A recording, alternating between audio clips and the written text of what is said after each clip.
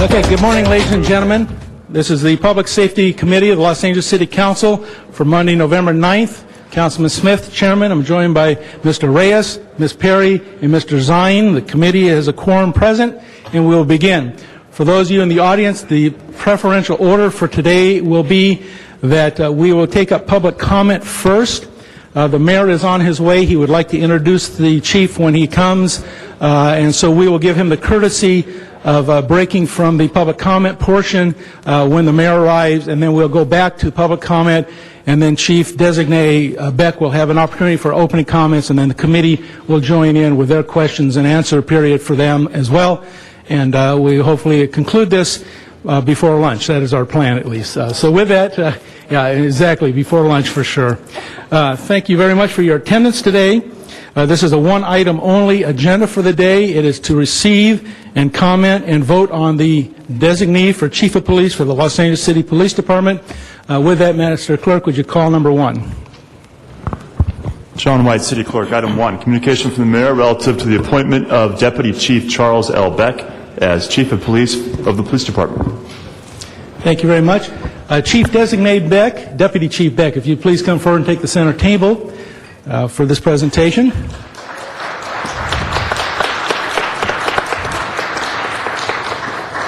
Ladies and gentlemen, all of us know Charlie Beck. We know him as Charlie, as a friend. We know him as Chief Beck as his role of Deputy Police Chief. It's an extraordinary opportunity for us, members of the Council, to talk with the future designee and the future Chief of the Los Angeles Police Department on the issues that concern us as Council members, but also for the community comment on the role of the Chief of Police, what they envision for the Police Department as well.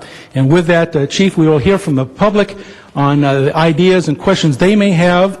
Shortly, the mayor will be here to present you formally to the committee, at which time then we will let you have the floor with your vision of LAPD, answer any questions that may have been brought up by the public. So we will begin the public comment period with Phyllis Doherty.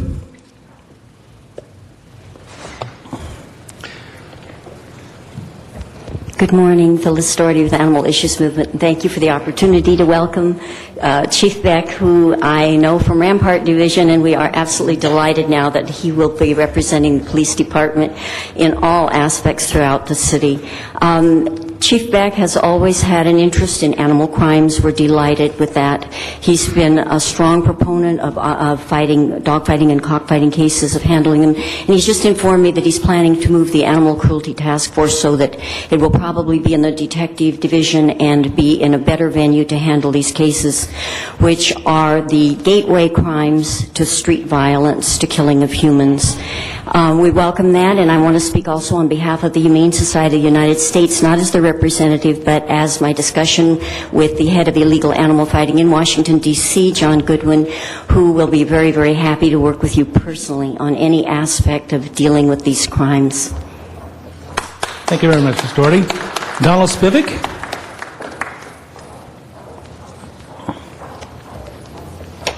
Yes.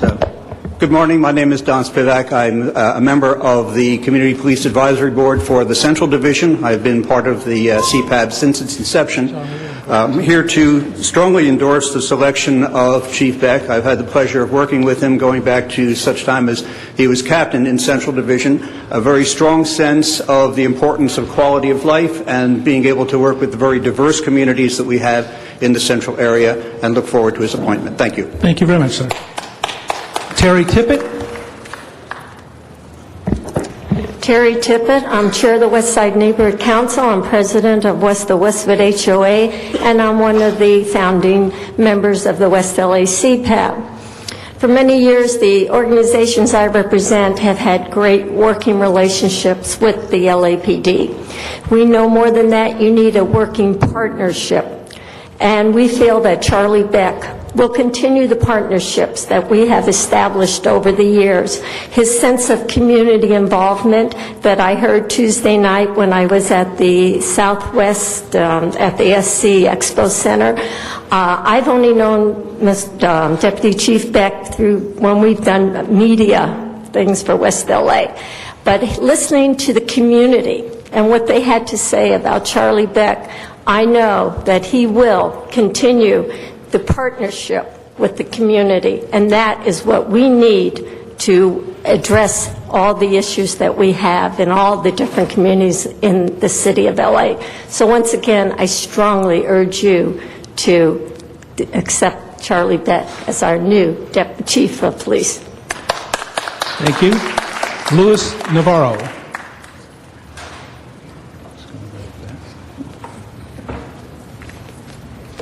Good morning. My name is Luis Navarro, and I come to ask you, Chief, how you going to do to resolve all the unsolved cases you have in the police department, and I believe it's over 10,000. Because 4 years ago, when the city increased the rewards from 25 to 50,000 and 75,000, it's over 10,000.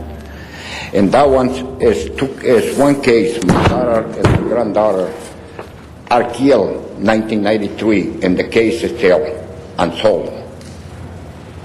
This one happened, and both are strangled, and the police never resolved the case. I working very hard. I increase the rewards. I call the news press. I have conference. I try to do anything not in my hands, and I never received the help from the police department. Thank you. Thank you very much, sir. Monica Harmon.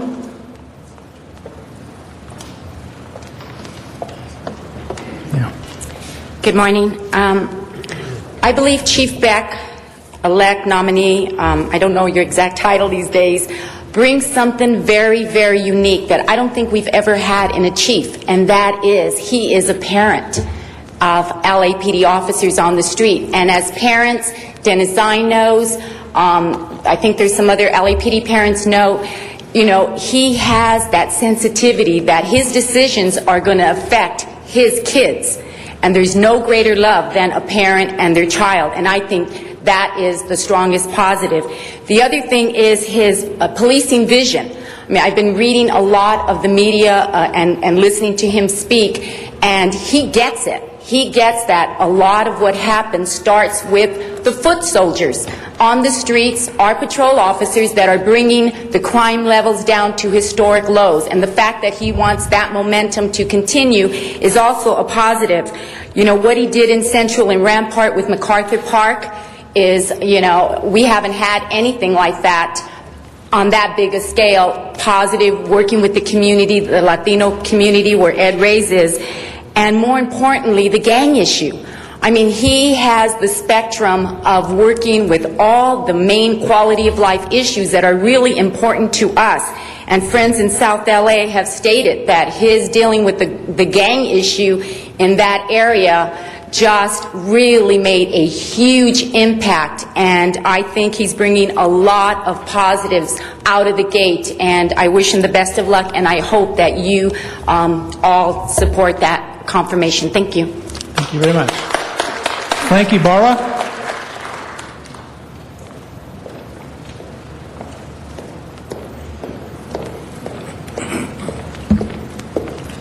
Good morning. I've been to the last two town hall meetings where Charlie Beck has been, the Expo and El Sereno, and then I'm out of the Rampart area. I live in the Rampart area, and I've heard nothing but good and positive things about Beck. In the Rampart area, I'm on the CPAB, and I'm also with the PAL program out of the Rampart Station. And we've seen a lot of positive things happen within the last, I have in the last 5 years. And I've also seen, even with our new captain, how he's really stepped up the presence of the department in the MacArthur Park, throughout the Westlake, the whole Rampart area. And it's really, really been visible. And from what I've heard, you're really into the community policing, and your record speaks very well to that. And I hope the council votes you in there. Thank you very much. Thank you, sir. Rudy Barbie.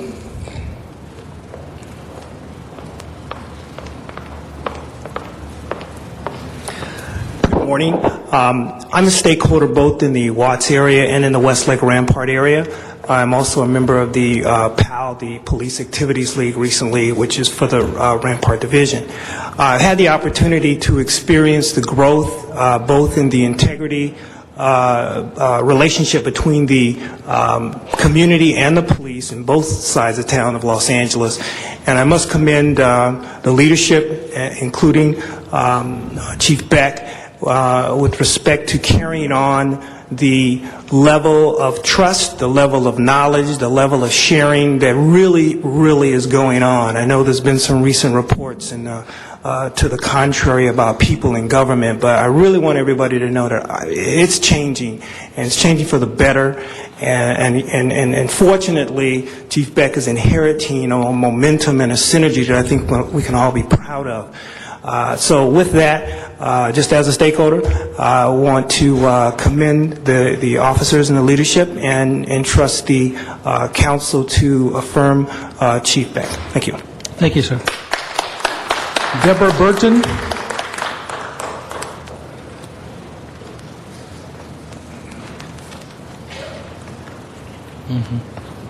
Good morning. My name is Deborah Burton. I'm a member of LA CAN, also a downtown resident. Our community has a history with soon-to-be Chief Beck when he was Central Division Captain. He did not police our community in the way SCI has devastated it. No BS citation, no mass arrests, no mass harassment, no oppressive policing, limited profiling. We understand that regardless who becomes chief, they are accountable to the people, all people. LA CAN is a poor people organization comprised of downtown residents. We are dedicated to holding our public officials accountable. Chief Beck will be no different. Thank you. Thank you, ma'am. Karen Gilbert.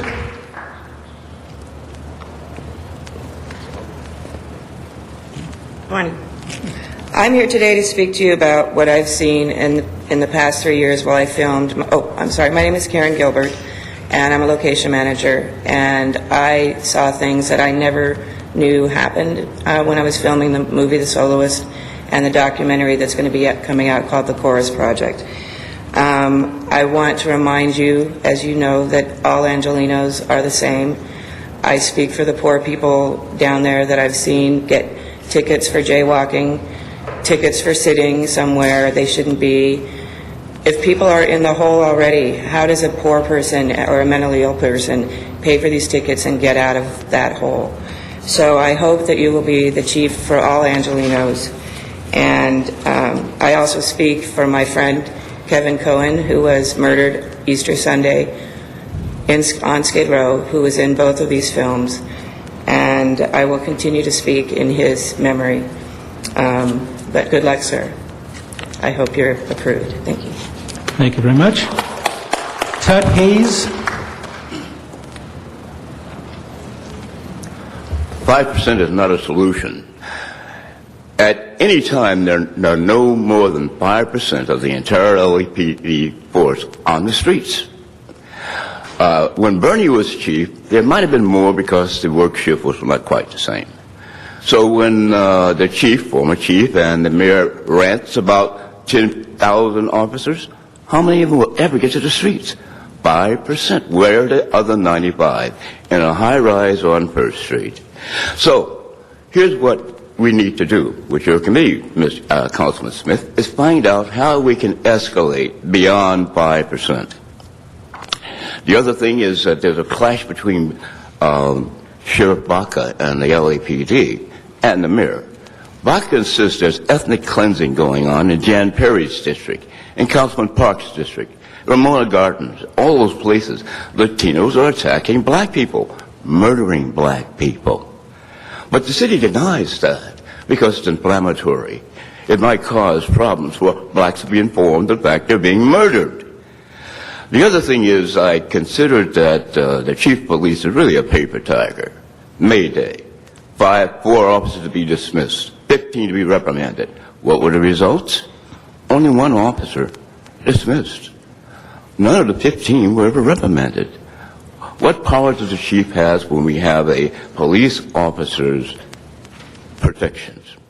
Protections would not allow them before a bar of justice, but they get to go before a committee which comprises of paid-off civilians. Did you know the civilian on that committee gets $800 an hour? How do you think he's going to vote, or she? Thank you very much. Thank you, sir. Anastasia Mann.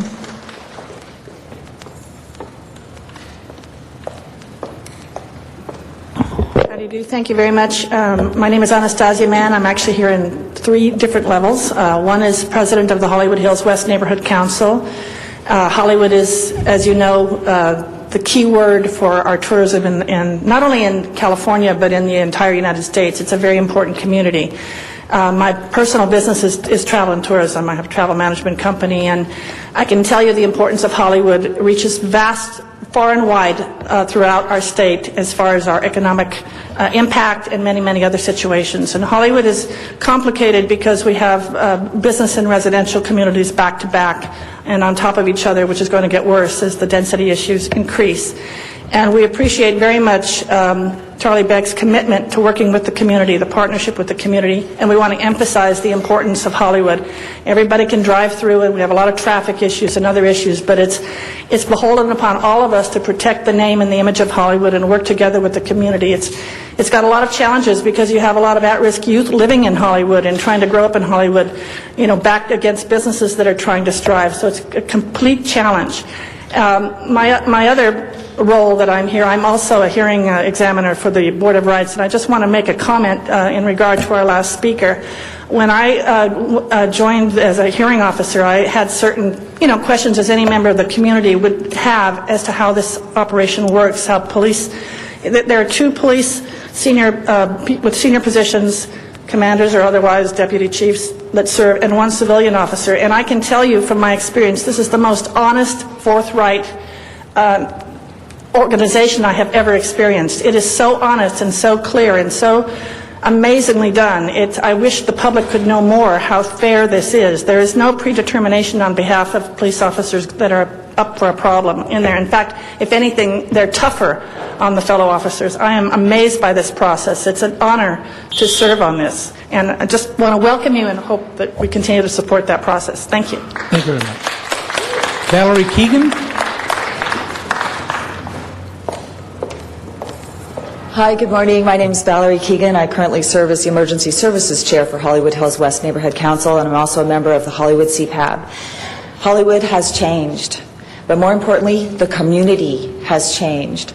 And when we find leadership that reaches out, partners, and works with the community and the businesses as well, you will see the amazing accomplishments that we've been able to make. Chief Beck, I think, and I hope, actually I know, that you will be that person that will continue that legacy that has come about. The Hollywood community looks forward to working with you and to that partnership. We are in the middle of doing amazing things in the Hollywood area, and it is the community and it's the businesses working together. We hope that you support Chief Beck and his nomination, and we'll see you in Hollywood. Thank you very much. Thank you very much, ma'am. Carol Schatz.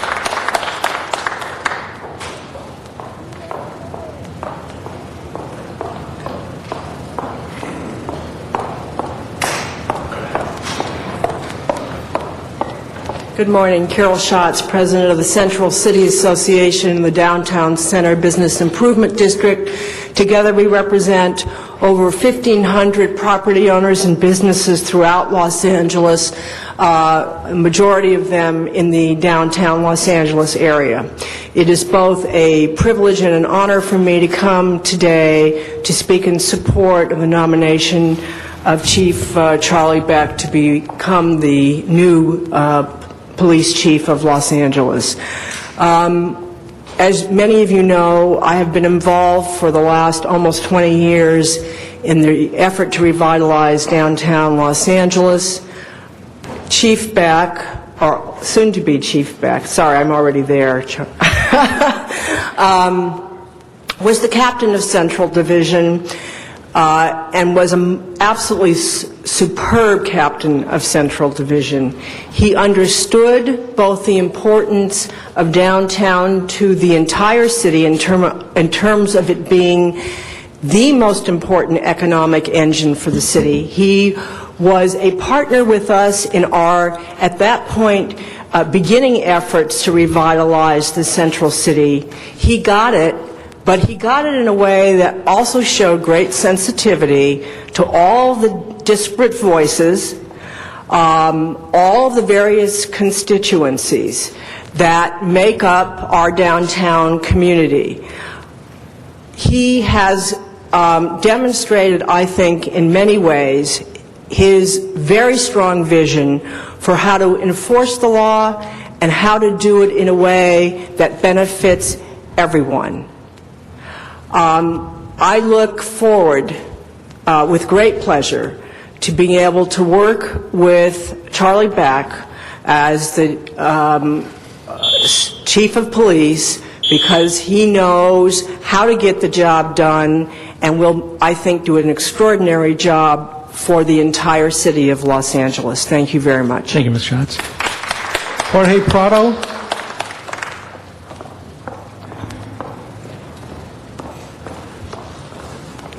Good morning, council persons, Chief of Police Beck, ladies and gentlemen. I'm Jorge Prado. I'm the president of Historic Filipino Town Chamber of Commerce and co-chairman of the Public Safety Committee for Greater Echo Park Elysian Neighborhood Council. First of all, I would like to thank Mayor Villaraigosa for choosing Charlie Beck as the Chief of Police. He was also my candidate. I congratulate Chief Beck. Not everyone can lead, and you have always been one of the best leaders in LAPD. I have always admired the way you handle Rampart Division scandal with the fearless determination. The effect of your efforts are of public knowledge and are known far and wide. To name a few, there's no more open and intimate communication between, there's a lot more open and intimate communication between LAPD officers and the general public. Adults, children, youth, are less hesitant to approach and talk to LAPD officers, and officers are more approachable. There's a significant LAPD participation in community events and meetings. This results in a mutual sensitivity to issues involving both the community and the department, and the transparency that the department has to bring to the community.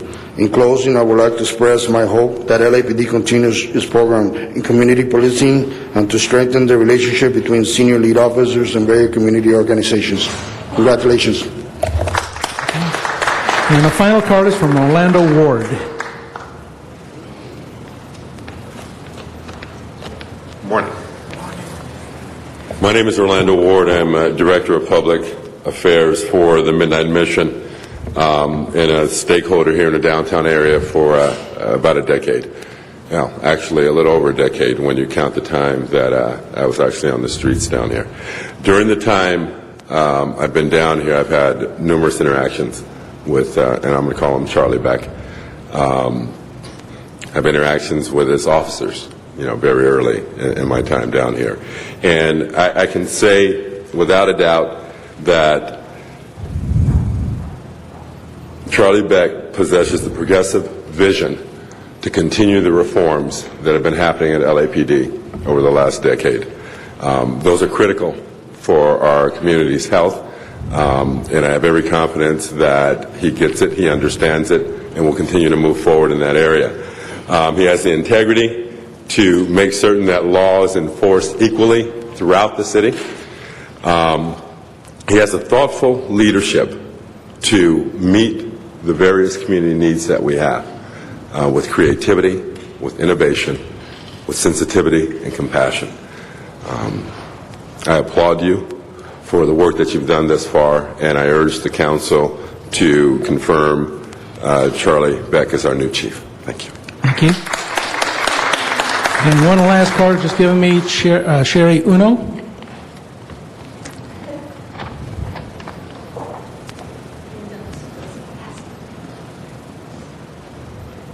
Hi, my name is Sherry Uno, and I'm from the Mount Washington Association. I'm the Public Safety Chair there. I'm also the CPAB Co-Chair for the Northeast.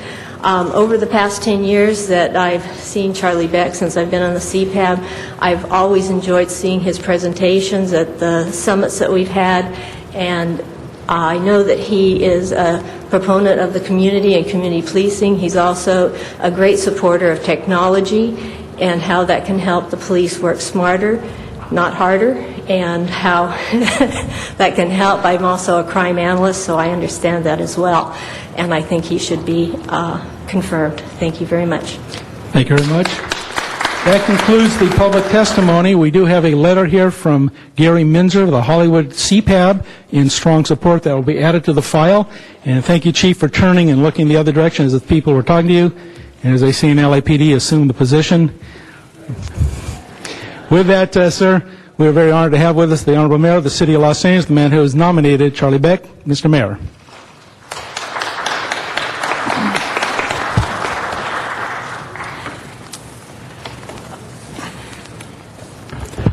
First of all,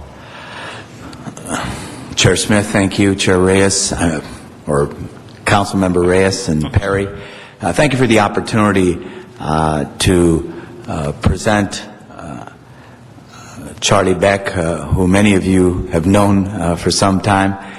In fact, two of the three of you have worked very closely with him in your capacity as a council member and even as staff. And so it's great to be here. Let me say that, as you all know, under our process, as voted by the people of Los Angeles, under the charter, the Personnel Department administered a wide-ranging recruitment effort, both within the department and outside. Some 24 candidates, 13 from within the Los Angeles Police Department, 11 from outside the department. These were the best and the brightest from around the country. That number was whittled down to 13, 11 of them from the LAPD command staff, and 2 from outside the department. And then, as you know, the Police Commission then reduced that number to 3 and ranked them. And I'll tell you something, all 3 of the individuals who I had an opportunity to interview were outstanding candidates. And I think it says a lot about the changes in the Los Angeles Police Department, a lot about the leadership of Bill Bratton in cultivating a command staff that's second to none. And I do want to acknowledge the other candidates, Michael Moore, Jim McDonnell, great, outstanding candidates, both of whom have given, nearly 30 years to the Los Angeles Police Department. But after interviewing and speaking with a broad cross-section of Angelinos, from people within the department, people in law enforcement, people in the faith community, in the business community, some of the people who have spoken, people from every walk of life. And after 2 interviews, I decided that the right man at the right time to lead the Los Angeles Police Department into the future was Charlie Beck. And I'll tell you why. Charlie is a man who's committed his life, 32 years of his life, to the Los Angeles Police Department. He actually spent a great deal of time around the department with his dad, when even before he became a police officer. And as you know, in the tradition of Chair Smith, was also a reserve officer before becoming a Los Angeles police officer. But what I found remarkable about Charlie Beck was that this was a man who his whole life wanted to be a cop, a street cop, a man on the ground working with communities.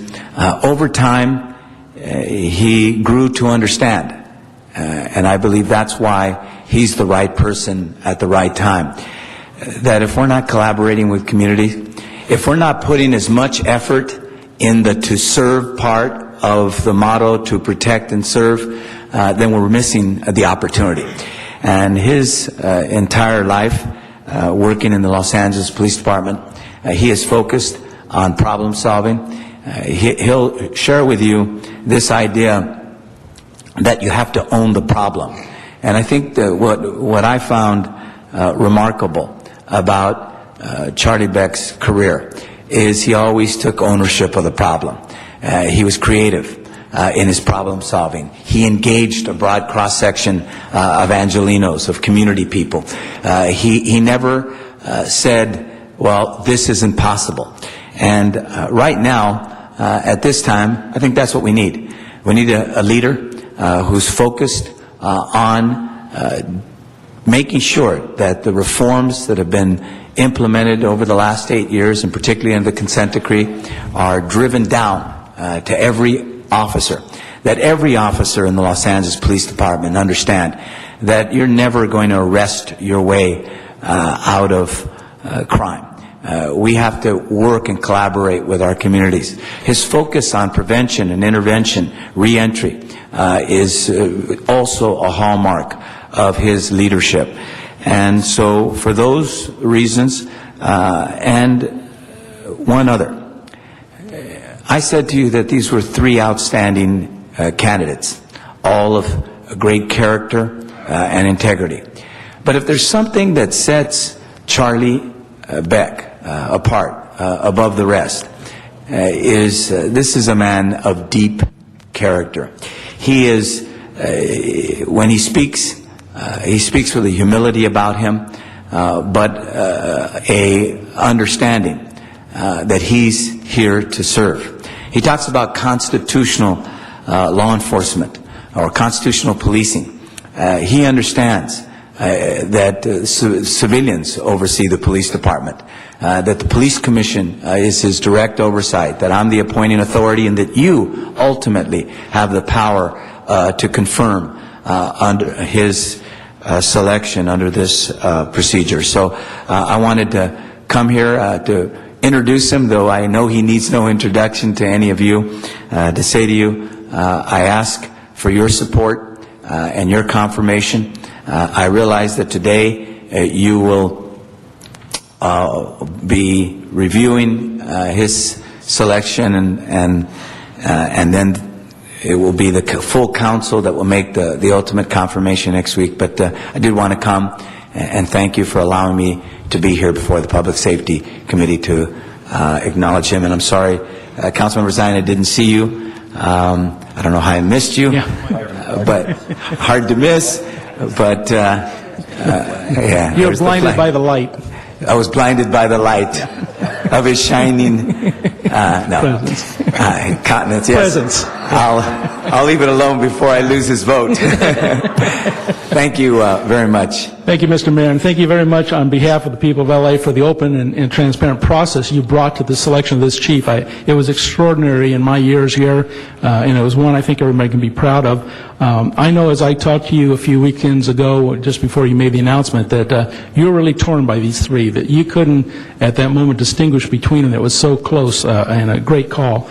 And I know that we're very proud of that process, and we're proud of the selection you made, and we will explore today with him his ideas and his concepts of what LAPD will be, but I think you really summarized the man for us, and we appreciate that. And also taking the chief out, the chief designate out to the community last week was really a brilliant stroke of letting the people see this new chief before he is confirmed. And as I went around and saw some of those, over 1,000 people of this city came out to welcome this new chief, talk about him.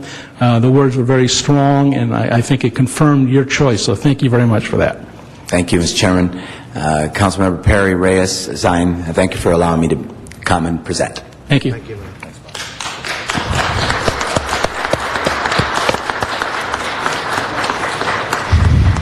And with that, the Love Fest continues. Chief, this is your opportunity to show us your vision, your feeling for LAPD. I think we understand the man that behind the badge over there, but I think we'd like to hear your vision of where LAPD goes in the future. And with that, sir, the floor is yours.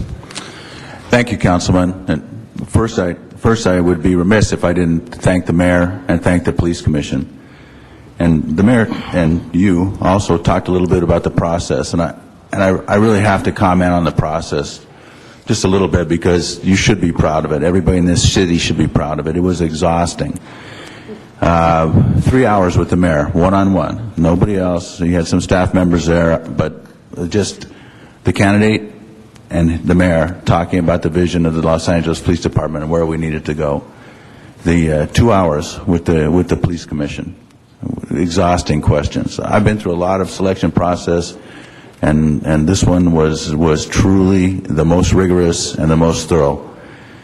Also, I have to say that the field of candidates, Jimmy and Mike and Earl and Sharon and all the rest, all of them more than capable of doing this job, and I am humbled and honored to be the candidate presented to this council.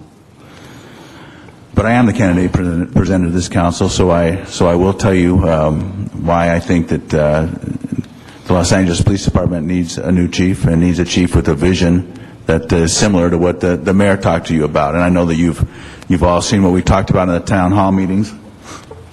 And the town hall meetings were a great opportunity. I got to go all around the city and listen to people with the concerns, many of which were voiced in public comment here. And the concerns were universally the same.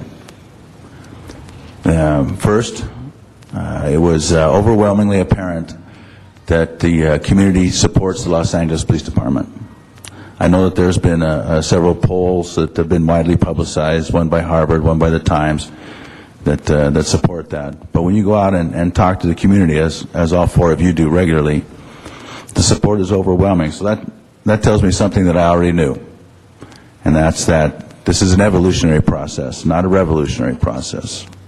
7 years ago, when Bill Bratton came, revolution was needed. Now, for me, it's evolutionary. We have to move some of the reforms that have been made, that have been so well received by the senior leads and by the command staff, and push them into the patrol cars.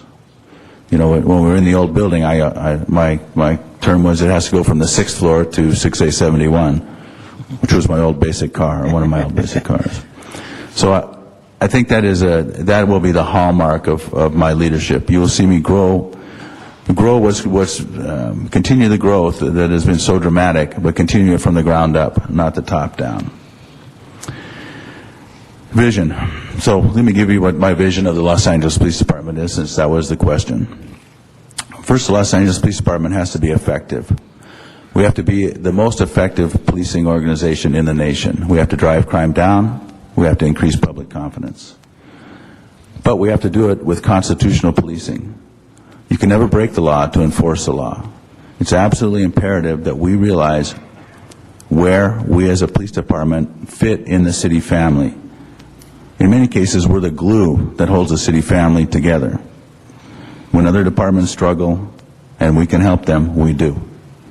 When there are things that need to get done, that can't get done, we do them. Whether it's taking a couch out of an alley, painting out graffiti, or making an arrest of a murder suspect. Los Angeles Police Department does it all and does it every day.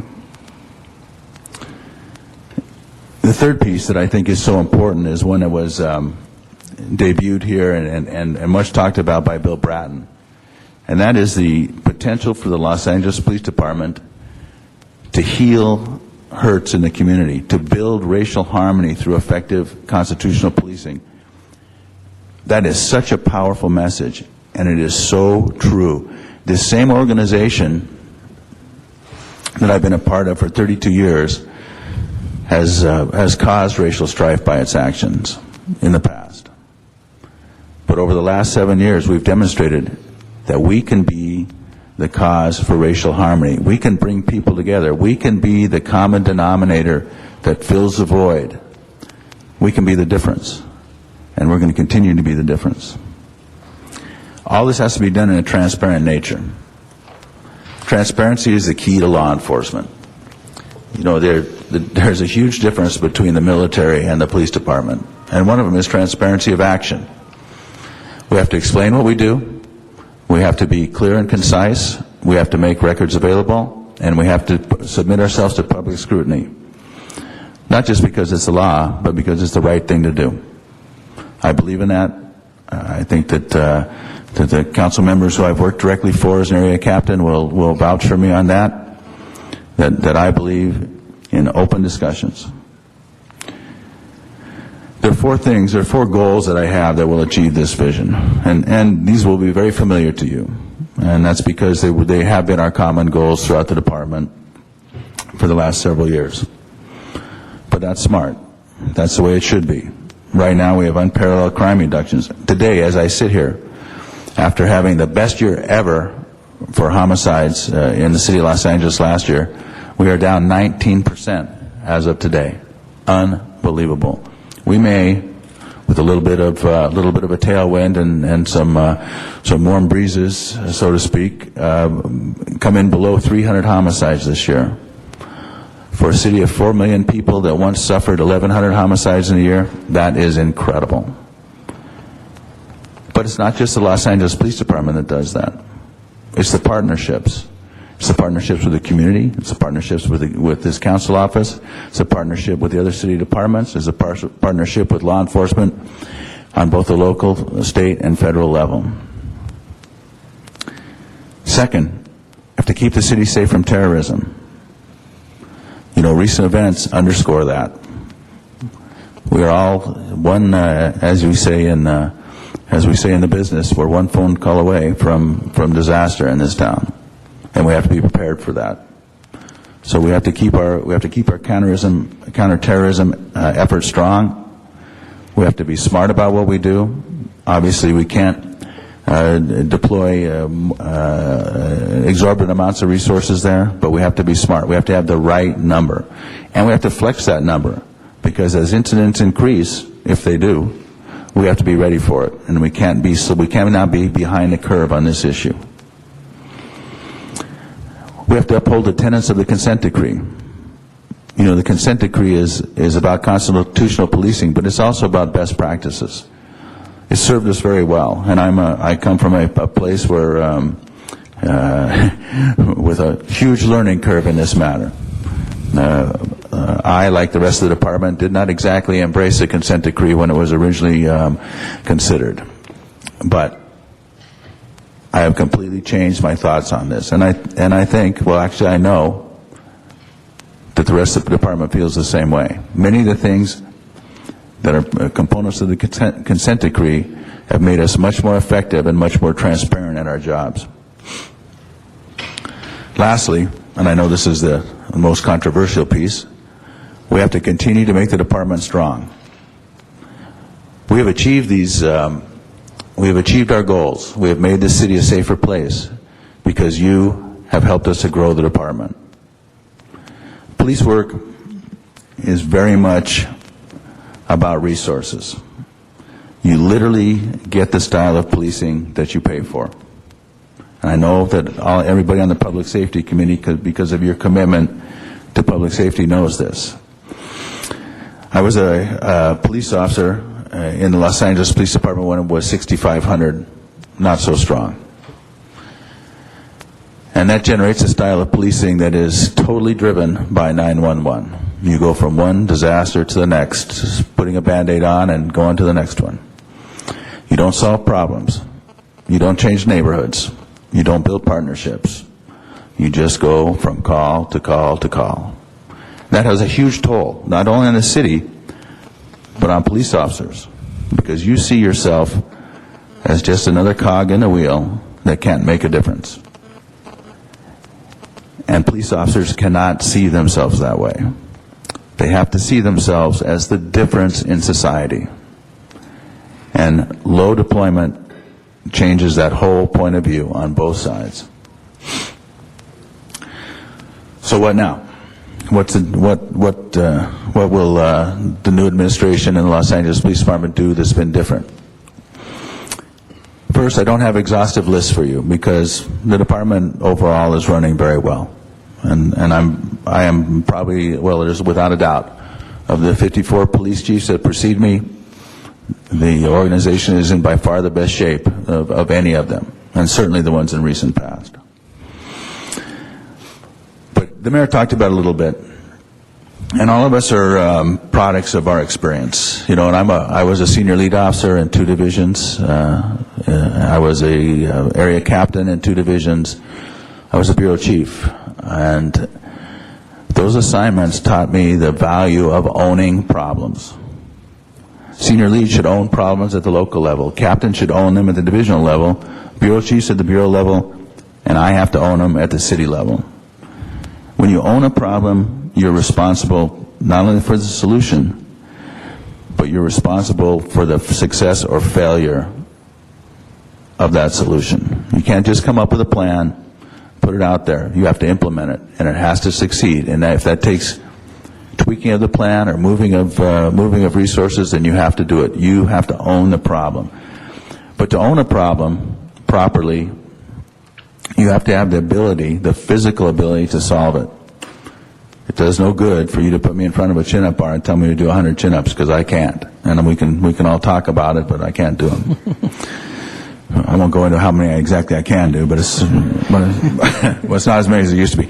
Anyway, you have to have the ability to solve the problem. Otherwise, you're doomed to failure. And again, you lose ownership. You lose the ability to make a difference. So, how do I change that? We have to decentralize the department at some level. For a number of reasons, we have managed from the top down, which was very necessary in the early years of the reform of the Los Angeles Police Department.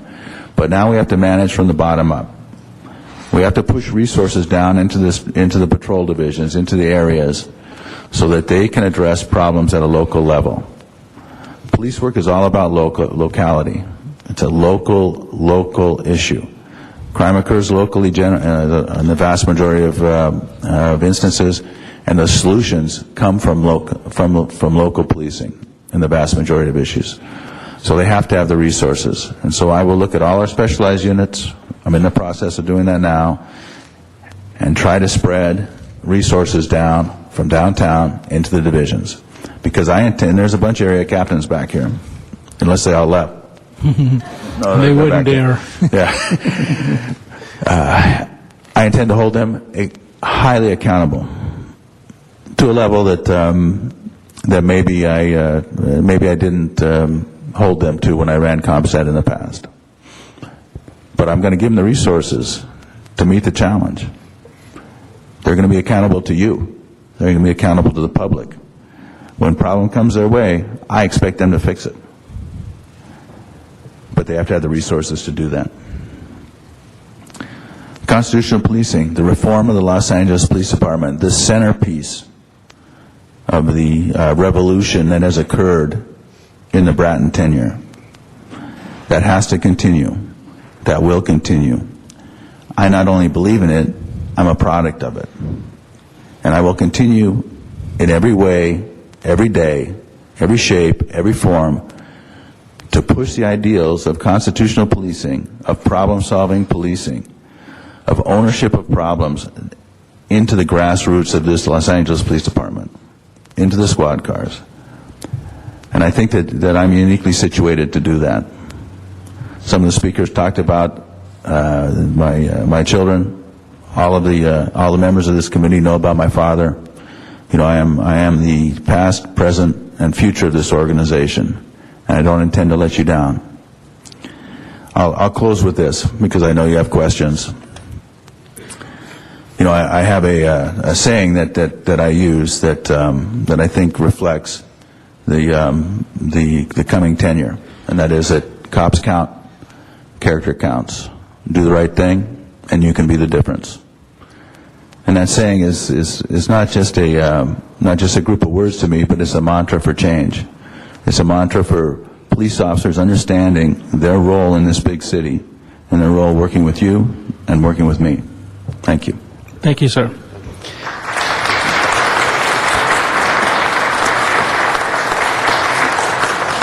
We'll have a question from the committee. We'll begin with a few that I have. You alluded to giving more strength to your area captains, more responsibility, pushing it to bottom-up management rather than top-down. One of the things that I think Bill Bratton got away from a little bit is the basic car concept of LAPD, which has been our basic car plan for some 40, 50 years. And I don't think he fully understood that, but we went to the CompStat, which was obviously very successful in driving numbers down. But how do you now balance back, or do you intend to balance back, the basic car concept versus CompStat?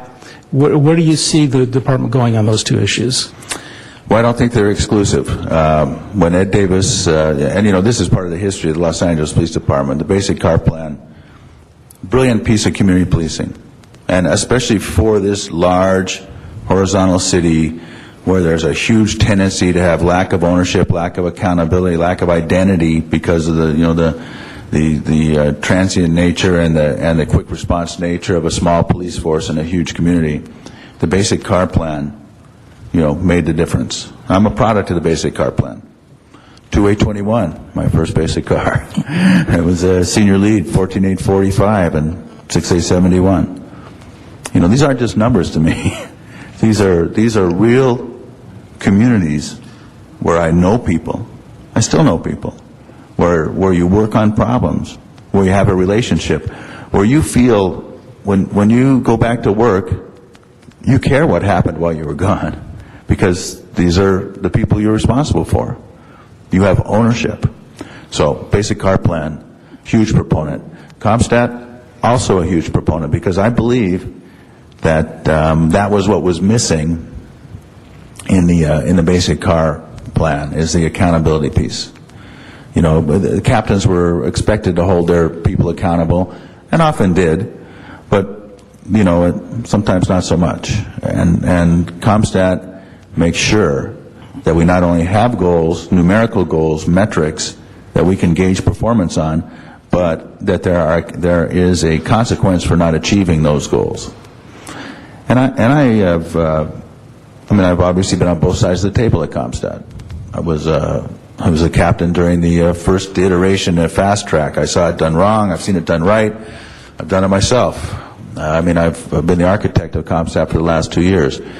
And you have to tailor it. You have to, CompStat's not just about crime numbers. It's also about management techniques. It's also about risk management. It's also about the metrics of discipline. But it can also be about the basic car. How often do you run all your basic cars? The answer is quite often never. Because, you know, we have a routine, you know, many times, unless the senior lead officer is working, that car doesn't run. Because we're under deployed in the field. Now, we can change that. I can push resources down.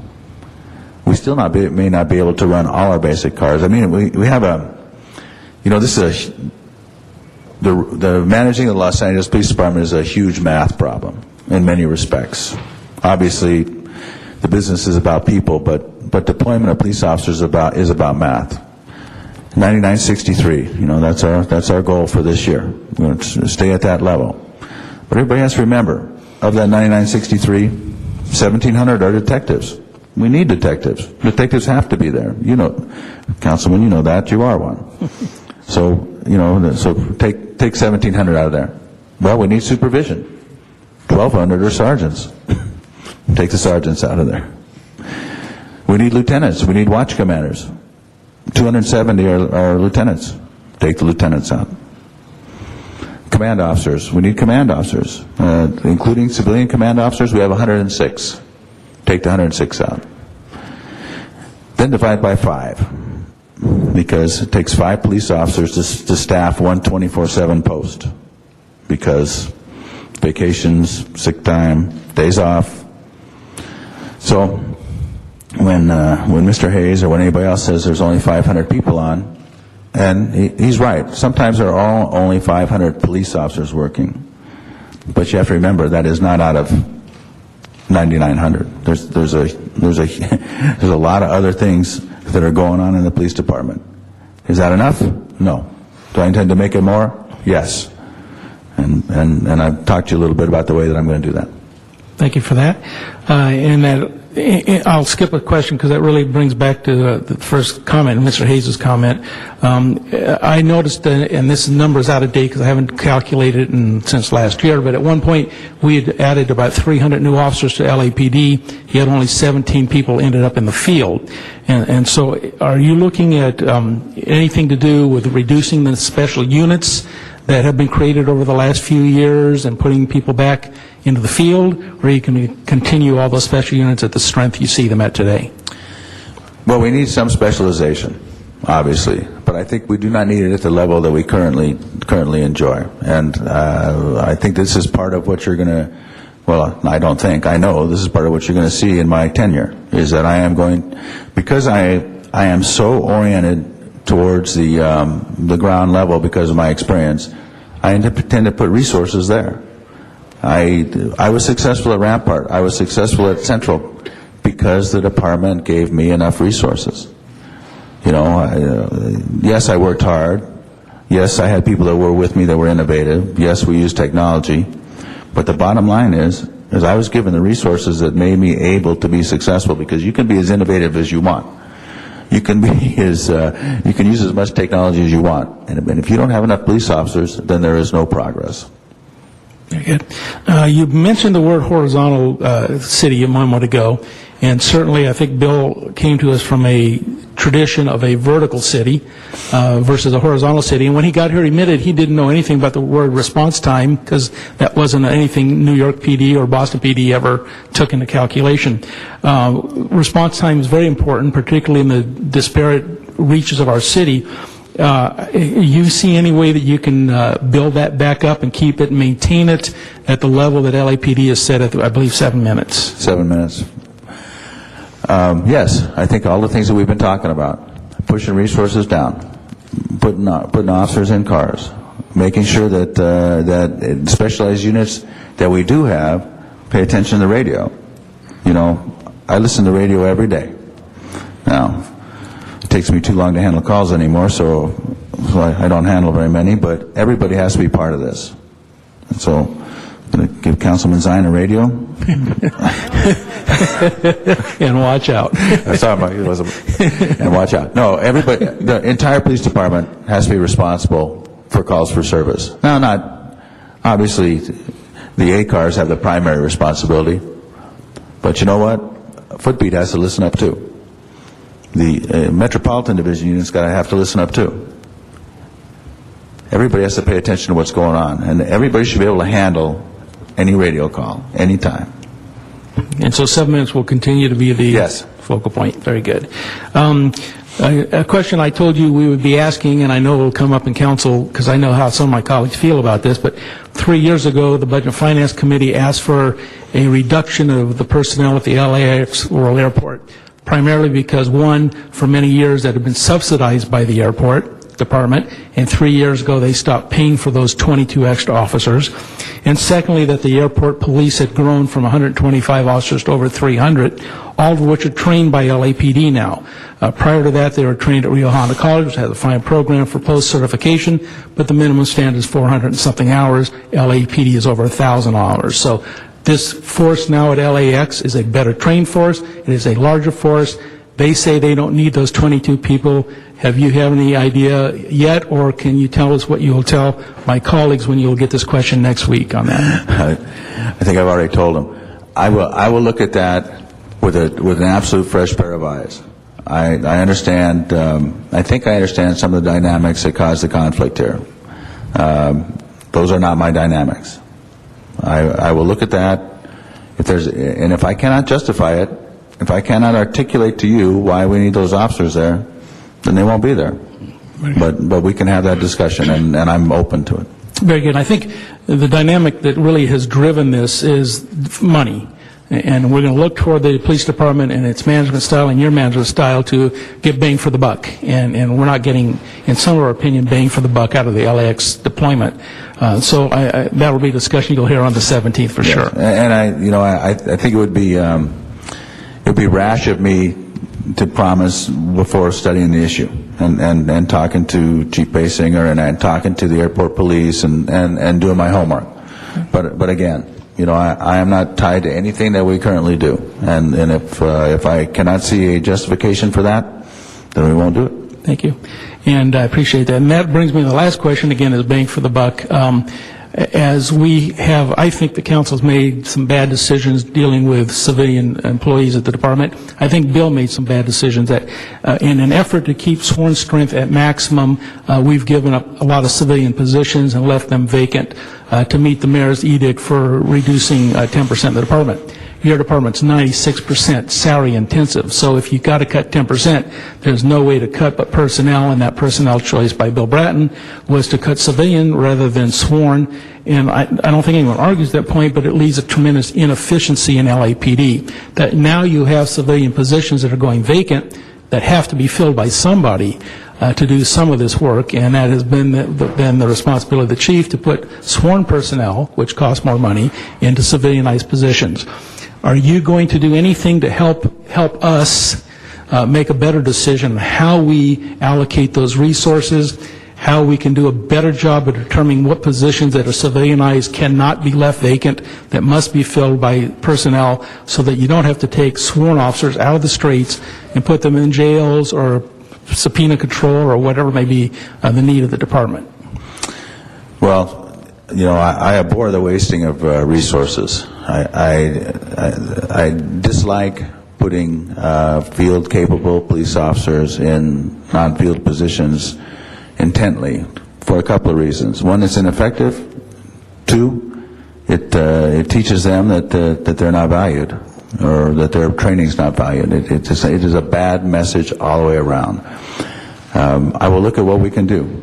I will look at what positions, civilian positions, we absolutely need, and that we must be filled in order to keep police officers on the street. And I'll report that to council. We have over 300 vacancies on our civilian side. That's huge. It's huge. Some of them are my criminalists that work SID, and those positions are extremely important. And some of them can be filled by police officers, and some of them can't because of the technology aspect. So I'll look at that. I'll work particularly with public safety on those issues, and we'll have that discussion. Great. And I look forward to that, and I think I can say for the committee, we want to very much be a champion for bringing efficiency to the department, and work with Chief Basinger or whoever you ask to work with us in identifying those positions and going to the CAO and making the argument that those can't be frozen and left out in the cold. That's costing us too much money and resources and too many people out in the street. So thank you very much for that offer. With that concludes my questions, and we're going to follow a seniority basis here, and I look down the chart, and they're all pretty much even, but winner by a nose is Mr. Reyes. Thank you, Chairman Smith. First, congratulations, Chief Beck. Thank you, Councilman. My questions I'll be asking, but I want to make sure that I express to you at this time my gratitude and your level of attention to detail while we were working Westlake Rampart together, and our capacity to be creative in how we actually understand how to respond to this broken windows theory. When we have conditions that we do have in pockets of our city where 40-50% of the community is at or below poverty, when you have the pressures caused by densities that are 10 times the city average, it is an extraordinary effort to be creative and to address these issues in the way in which you've demonstrated throughout your career as captain, which is when I first met you, and now through the ranks and to this current position. But that being said, there are city-wide concerns that we need to address. And the first topic I wanted to touch on are issues that are concerning gangs. When we talk about the gang impact on our community, they've become almost like the sub-economy that drives many interactions and transactions that affect good people. Folks get trapped by the gang culture. And I just wanted to hear from you your approach to creating peace with gang members, and how will that philosophy transcend to your gang units and your patrol officers. Thank you, Councilman. Over the last 2 years, I developed the strategies that I believe in when I was the chief in South Bureau, and actually used them prior to that in both Rampart and Central, but primarily in South Bureau. And then I spread them to the department when I developed the gang strategies for the department over the last 2 years as chief of detectives. Chief Basinger and I put those guidelines together, and they've been extremely successful. We've reduced gang crime by 10% in 08, and now we're holding it another 10% in 09. Gang homicides are down 15% this year. We've made tremendous strides, but we have a long way to go. Still, over half of our homicides are gang-related. We've had over 130 gang-related homicides this year. It's unacceptable. It's 130 young lives snuffed out. So, what are my strategies? Well, they're very much what you've seen over the last 2 years, only just more of the same. And when I say more, I don't mean increasing the same techniques. Prevention, the programs that the Gang Reduction and Youth Development Department of the Mayor's Office has embraced in prevention are key. Our own internal prevention programs, Explorers, PALS, DAPS, all extremely important. We'll continue those. We'll push those. Intervention. We have just scratched the surface of the value of intervention in reducing gang crime. We are just now started our notification program, our BlackBerry notification program of our contracted intervention providers throughout the city. We are just starting the Intervention Academy. We are so close to increasing the value of this model beyond what anybody has ever expected. This will be a key over the next 2 years, next 3 years probably, as we bring it up to speed. I will be coming back to public safety. I'll be coming back to council. We'll be talking about funding. I'll be sitting with Guillermo Cespedes from Gang Reduction Youth Development, talking about what we need to do to move this idea, this concept, this homegrown strategy of gang reduction, gang crime reduction, forward. Big piece. Intelligence suppression. Suppression that gets to the roots of the issue, that just doesn't mask it, but changes dynamics of gangs. I think you saw a really good example of this in the last Avenues series of federal indictments. Right. Long-term operation based on electronic surveillance, working in partnership with the DA, working in partnership with the U.S. Attorney's Office, targeting shot callers, taking them out of the community and putting them in federal prison, where they not only can't affect the community directly anymore, but they cannot run the gang from state prison. Huge piece. So we'll continue to do that on the suppression side. and we'll continue with the more traditional use of gang officers that you have seen in the past. We'll also strongly monitor those units. You know, that was obviously the transition document from the consent decree requires the continuation of the monitoring of gang units. Continue to do that, because I know the pitfalls. I know what can happen. You know, the one thing that one of my many little axioms that I use is, you know, you be careful what you ask for from Los Angeles police officers, because they'll give it to you. And if you send the wrong message, then you'll get the wrong result. Reentry programs. We have to do a much better job as a society and as a government, as a police department, on reentry, especially looking at the state's budget crisis and the imminent release of thousands of inmates. They have to have a place to go, because I guarantee you this: if you and I don't have a reentry program, I know somebody that does.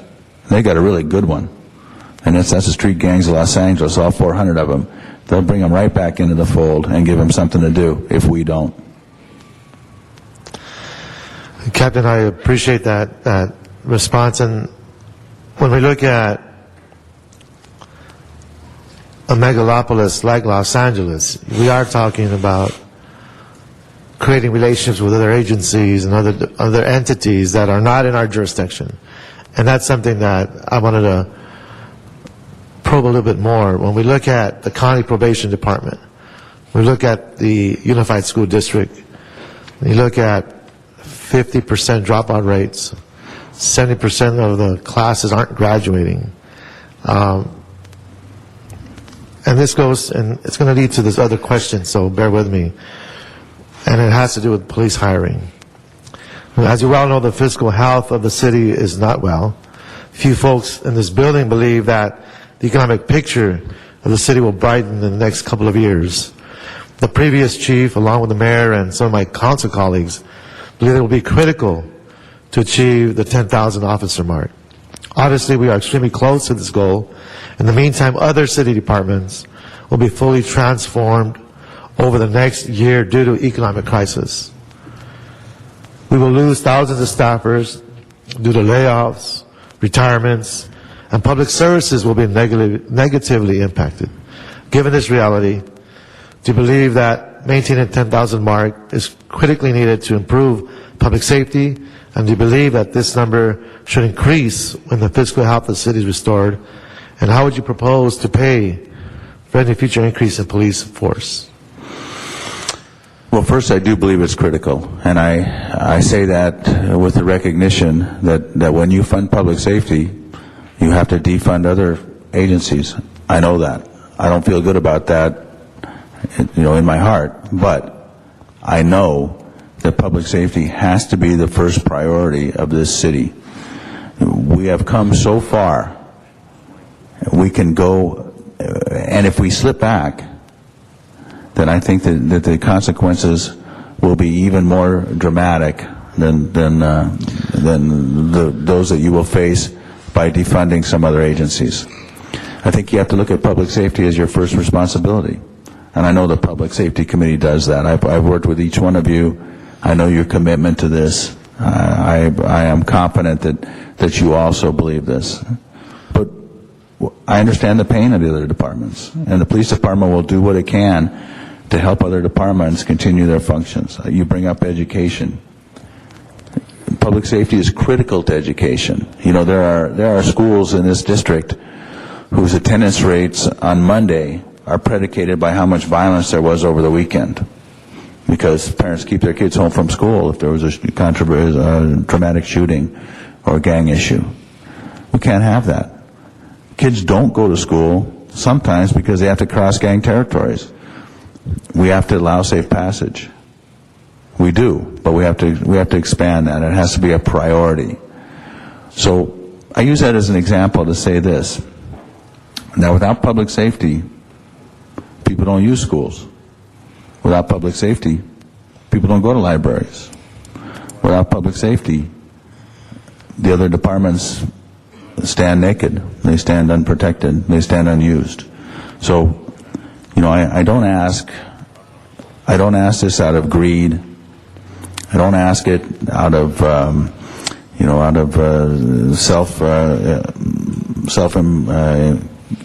involvement or improvement. It's not about us. It's about this city. So I think it's important that this committee understand the value of public safety. And given that, and when we talk about from the bottom up, while at Rampart you fully empowered senior lead officers to do their jobs of building strong and trusting relationships with community members. Today it is not unusual to find senior lead officers working only 1 day a week and on this task. Instead of working full-time as senior lead officers, many of them are assigned to special event management. When you consider that strengthening community relations is a daily task, do you anticipate that your SLOs will work 1 day or 4 days per week performing community relations duties? And I ask that question in the context of this challenge we have.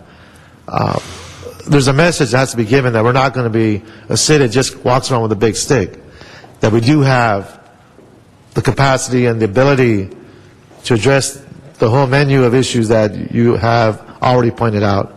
But given this structure with senior lead officers and what at least we've been experiencing, and I happen to be working with 6 divisions, so I get to get a whole host of captains, and we see different styles and how the troops on the ground floor respond to different styles and different ways. But given this dynamic with senior officers and the vacation time that exists and the periods that are there where we actually miss, whole weeks when someone just is gone because they have that time due to them. I'd just like to get your reaction to that question. Sure, and again, this is a reaction based on my experience as a senior lead and as a captain, and I understand that when senior leads are missing, their community suffers because they're the ones that solve the problems. And I think we have to always remember that too. Senior lead, by its involvement with the community, is a tremendous community relations tool. But that's not what they're about. I mean, that is a product of their involvement. But what they are the lead problem solvers in their car, in their basic car. They are the ones who I'm going to hold responsible for solving the problems that you tell me about, and the problems that the community tells the captain about, and the problems that come up in their crime stats in CompStat. 2 groups in this police department are going to find themselves extremely accountable for what's going on. Actually 3. The area captains, and they've always been accountable, and so that'll continue. Detectives, particularly the detectives 3, the table coordinators, the discipline coordinators within the stations, and they're already accountable through CompStat. They come to CompStat. But the senior leads have got to be problem solvers. So it's important that I allow, or that we allow, flexibility to the command so the captains can run their own shop and solve problems, and that we hold them accountable for the solutions to those problems. So I would be reluctant to mandate a specific number of days, but I can tell you this: if your problems aren't getting solved, or the community problems aren't getting solved, and the senior lead officers only working 1 day a week on those problems, then I'm going to be asking why. And the captain will be accountable for that. And that will change. So I think that it's important to see it in the context of the whole philosophy of empowerment to solve problems, of responsibility when you get the problem to reach a solution, and then the accountability that ensures that happened. Thank you for that question, and it's more like a request. At the outset, when Chief Bryant came into MacArthur Park, and you were part of this, we did something very simple, but it was very, very effective. The training that occurs for the horses and the police to get together and develop that whole training program, when you had them in the park, it sent a real message to the families and kids that, there's police presence. And I just think we're about due to go through that cycle again. And I would hope that's something that you would be open to. And maybe I should have asked this off mic, but I just thought it'd be opportunistic now. But little things like that make a huge difference. And it's nice green grass now and good artificial turf, so you guys are welcome to come on down. Can they go on the multi-purpose field? Yeah. Well, we can use that too. Just for the other council members, Councilman Reyes, the multi-purpose field on the north end above Wilshire of MacArthur Park is just beautiful. And your efforts to put that field in and to get the lighting, I went by there the other night, and it was after 9 o'clock, and there must have been 150 people playing soccer, and it was just tremendous, and that park is a little bit of my heart, for a number of reasons, and I saw that. So Councilman, if you want the horses, you'll get some horses. Don't worry about it. Thank you, Chief. Thank you very much. Congratulations. Thank you very much. Now, Ms. Perry.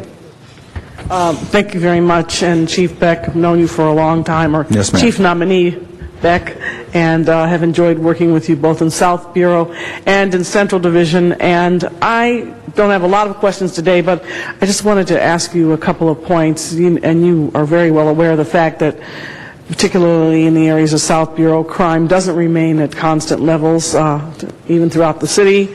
There are ebbs and flows, and obviously Chief and the captains need the flexibility to put officers in the areas that need the greatest amount of protection. And so when you develop your strategies for responding to crime on a citywide basis, I know that you'll be aware that we're facing some of the most challenging budgetary times we've seen in a long time. And so given that we have limited resources to spend, given that you'll need flexibility to be able to do your job, why don't you share a few of your top priorities as incoming Chief of Police as it relates to your budget? Well, first of all, for budget, extremely important that we do not fall behind the curve on the on compensatory overtime. The scheme that we have worked out with the council to control overtime costs is entirely dependent on our ability to keep officers under the 400-hour mark. So the captains have to be on this right now, today. Now luckily we have a model for this. When I was an officer and a sergeant, this is the way we did overtime. So by keeping, not only restricting the amount of overtime somebody works, by being intelligent, by being smart, by overlapping shifts, by all these things that we normally do, but you also have to make sure that officers take appropriate time off when it's available, so you keep their bank down. Now, this is not a free lunch. Obviously, you end up having less officers on the street for this, but it's something that the captain or the watch commander or the bureau chief can manage, so that it matches exactly what you talked about, the peaks and valleys of crime, the special events, the myriad of things that move our overtime, move the ebb and flow of deployment. So we have to do that. That's the first thing. Don't let the banked overtime get away from us, because if it does, it's all downhill. So that's number one. Second, go over our business practices. See, many things we do just because we do them. We have the way we manage our fleet, the way we store our documents, the way that we combine and co-locate our resources with other agencies. A lot of those are done just because that's the way they've been done. And I'm going to look at all of them. I have a couple of things that I think are good ideas, but I have to vet them out, because I want to be very prudent with the city's resources. We have there may be a different way to manage our fleet. There are entities within this world that don't run their police cars until they're worthless, that don't buy cars for $25,000 and sell them for $1,000 at the end of their life cycle. We may look at this in a different way. We may be able to turn over our fleet quicker, and not lose the city's funds because of that. We have to look at some of our training programs, some of the programs that this council has been so instrumental in developing, like Teams 2, like our MACTAC training for terrorism response training. A lot of those things are very desirable by other law enforcement agencies. We have to look at licensing them. And that will take some work with the council. That will take some discussions. but we won't make money, but we could recoup some of the costs it took to put those programs together and bring good processes to other agencies. So we have to look at a number of things. We have to be more creative, and this is, all of you have worked with me. You know that I don't even know where the box is, except for in Central. It's not just a matter of thinking outside of it. I literally look at things every time as if they were brand new. Well, I want to just say thank you for your willingness to serve. You've always been very honest and very forthright and very candid. And even when you disagree, you're a good listener, and you're willing to consider other people's viewpoints. And I look forward to a very strong partnership and good relationships that will be deeper and broader and stronger to the benefit of all the people of the city of Los Angeles. So I appreciate the chance to ask him a few questions today. Thank you, Councilman. And last but not least, Officer Starsky, better known as Dennis Pizani. No respect today, but that's okay. Good morning. I'll be very deferential, sir. Thank you. A couple of the issues on the 9963, we're committed to that 9963, and I know that we keep talking about budget, but we've got to have a commitment to you, as you have a commitment to the people of Los Angeles, that we maintain the strength of that department. I don't think it's an unrealistic number that we maintain at that strength. The ground up, when I look at your history, 2 years as a reserve officer, 7 years as a police officer, 9 years as a sergeant, 5 years as a lieutenant. Some people go up the ladder real quick. And when they go up the ladder real quick, they don't get what you've received working with the people, working with the community, your senior lead activity, working in different parts of the city. You're grounded in the environment of LAPD. And I think that's an asset and a benefit to you. A lot of people tout, well, I made commander in 10, 11, 12 years. Well, maybe that's great as far as the academic aspect, but they don't have that grounded attitude and that environment that you've taken through your career. Now, since the mayor made his selection, I've spoken to a lot of officers in various parts of the city, and not one officer has said a negative thing about you because of your reputation coming into this position. They respect what you have done. You worked your way up the ladder, and they have a lot of respect for that, and you've seen it from what we always refer to as the backbone of the department, the patrol officers. We know that there's not enough of them. One thing, and I worked the fugitive warrant detail, one thing that I recognize is many of the assignments, whether it's vice, narcotics, fugitive warrant detail, whatever the case may be, they're focused on that particular assignment. You mentioned it in your comments about metro officers and radio calls, motor officers and radio calls. We have this idea of stop the clock. Let's stop the clock so we have that 7-minute response time.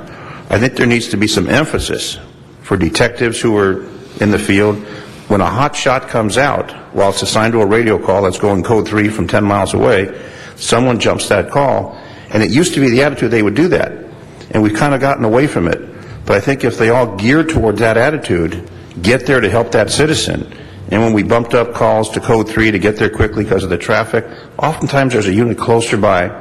But it's not my call. I'm a specialized detail. Let the patrol officers handle it. Who's working the holidays? Who working the graveyard details? Patrol. And you know it from your experience. So maybe some emphasis, and not saying that the other specialized details don't need to do their job, but when they're in that vicinity and that hot shot comes out, I don't see what's wrong with them taking that call, standing by, the unit gets there, take it from there. Oftentimes they can save a person from being brutalized or whatever the case may be. So I think that with our lack of field forces, since we have the specialized division, the terrorist division, the professional standards bureau, the detectives, all those other positions take away from that backbone of the department that really serves the public in that presence of uniform in a black and white vehicle. And I think that people would accept it because years ago that was the standard, and somehow we've gotten far, far away from it. The issue of, you mentioned the detectives and the sergeants, lieutenants, etc. There's another gap that we really have, and it's 1,100 officers that are either long-term or permanent light duty. And when you look at that number, and then you take the 1,700 detectives and the 270 lieutenants and 106 command staff, that 10,000 really reduces down. Very small. And if we can do something to clear that up, whether assignment positions of civilian capacity, especially the permanent light duty where they'll never go in the field again for whatever restriction they have.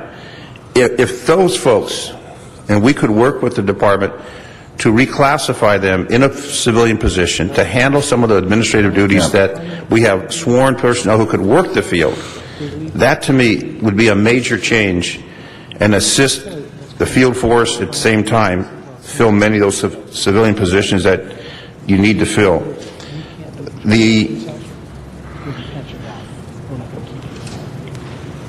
assignment, you've worked the whole city except the Valley, and the Valley loves you. I was out there with Councilmember Smith and some other of my colleagues. The Valley loves you. It's a wonderful community. They wanted to secede at one time. They like the fact they've got a new division in Topanga and Mission. They've got an active police force out there. We'd be more than happy to chaperone you throughout the Valley. I know Chief Moore's more than happy to do that, but don't forget the Valley. Those folks need you. Well, and you know, it was we had some great meetings out in the Valley, and you say they love me, but it really is they love the Los Angeles Police Department. They're happy with the way that things are going, and they're very desirous that there's continuity. Not that they stay exactly the same, because that's not going to happen, but that there's continuity, that there's a continuation of the theme, that the department is open, transparent, effective. You know, everybody, we got to have an effective police department, otherwise everything else goes out the window. But all over the city, and I'm clearly aware of this, they're not clapping for Charlie Beck. They're clapping for the Los Angeles Police Department. And it's my job to make sure that 5 years from now, they're still clapping. And you're carrying that banner as the class DI, the one carrying that banner. That's right. Through the academy classes. And some people have asked me, why do you refer to him as Charlie Beck? Why don't you refer to him his name? as Chief Beck? Well, it's Charles, but the fact is, people refer to that because they feel comfortable with you. Yeah. They don't feel that you're disconnected from them. They feel you're down to earth with them. And obviously due respect to the position that you hold. But the fact is, you've been known as Charlie Beck for many years, from the time as a police officer to the point you are not, because people feel very comfortable with your approach and your attitude. And I think this council will be very receptive to your demeanor and the manner in which you conduct yourself, and a polite manner in which you ask for what you need to get the job done. And you're no secret to the members of the council because you served in many capacities and worked with many of us. Sure. The release of 40,000 inmates from state prison, which is, I think, going to happen shortly.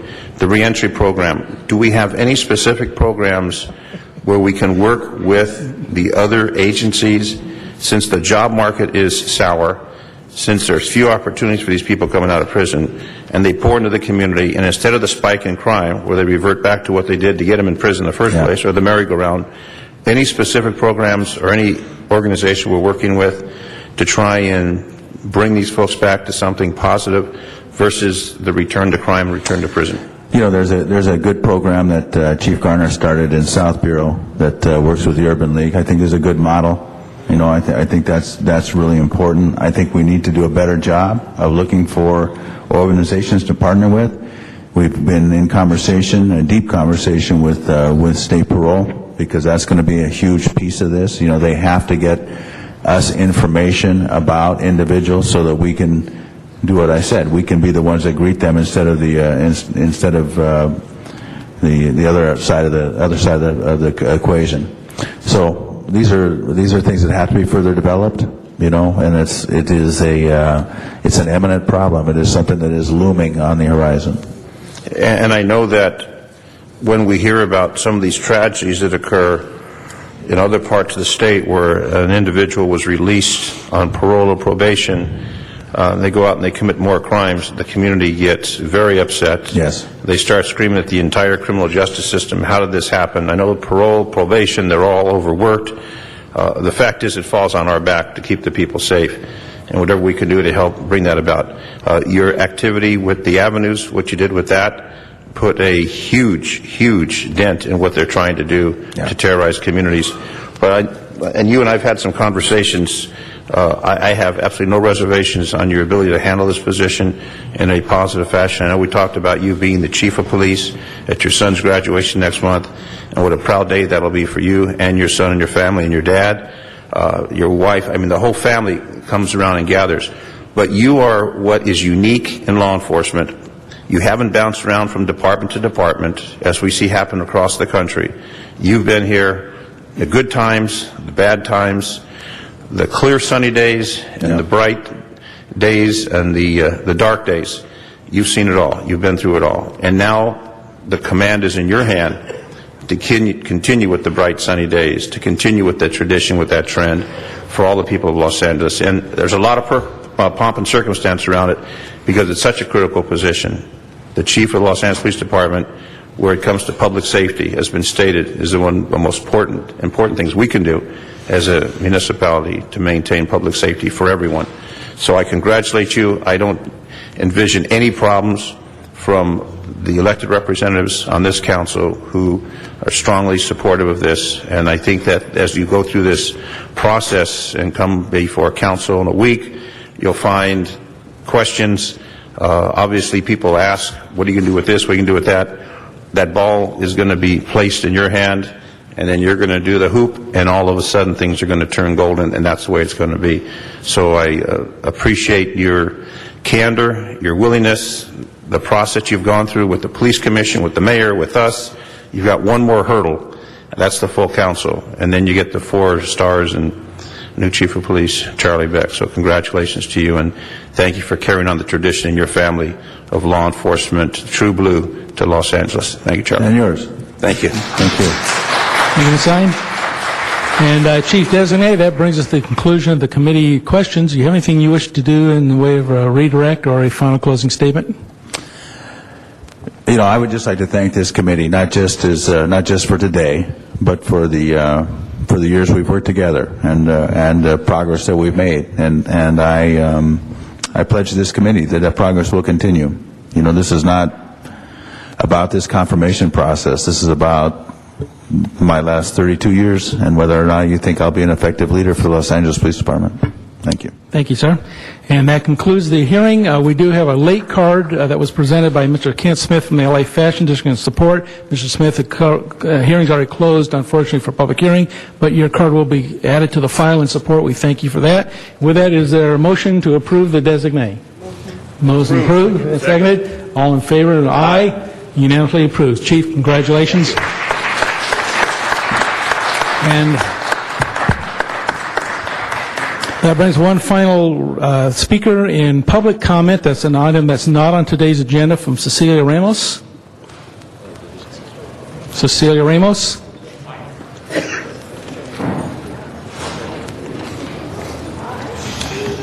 Good morning. Good morning. Congratulations, Chief Beck. I am Cecilia Ramos. I'm the president of the historic Filipino Town Neighborhood Council.